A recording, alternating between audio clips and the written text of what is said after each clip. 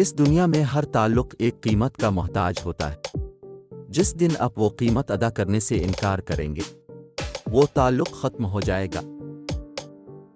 مت رکھو امید کسی سے، یہاں تو سب کی اپنی دنیا ہے۔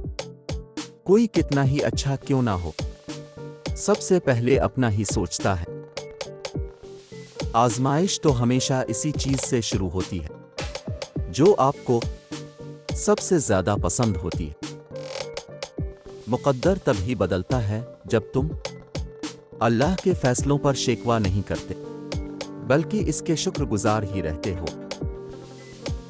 انسان نے دنیا میں جھوٹ بولنا اس وقت سیکھا جب اس کو دنیا والوں سے سچ بولنے کی سزا ملی۔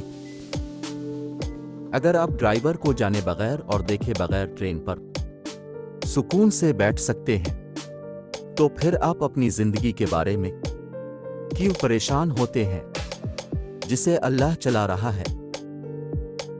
غصے سے لڑنے والا انسان جاہل ہے، کیونکہ غصے سے لڑا نہیں جا سکتا، بلکہ غصے کو صرف کنٹرول کیا جا سکتا ہے۔ کبھی بھی کسی کے ساتھ بہت زیادہ پیار، رغبت اور ہمدردی کا اظہار نہ کریں، کیونکہ جو چیز انسان کو آسانی سے دستیاب ہوتی ہے تو اس کی قدر کم ہو جاتی ہے۔ ہم ایک ایسی دنیا میں رہتے ہیں جہاں زندگی میں تو کوئی نہیں پوچھتا، لیکن مرنے کے بعد تعریفیں کی جاتی ہیں۔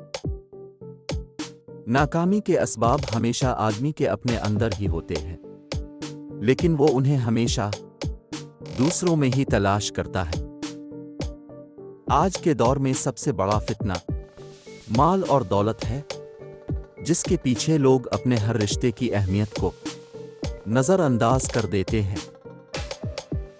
جب تم پر برا وقت آئے تو یہ دیکھنا کہ کون تمہارے کام آیا، لیکن یہ بہت غور سے دیکھنا کہ کون تمہیں اس وقت میں چھوڑ کر چلا گیا۔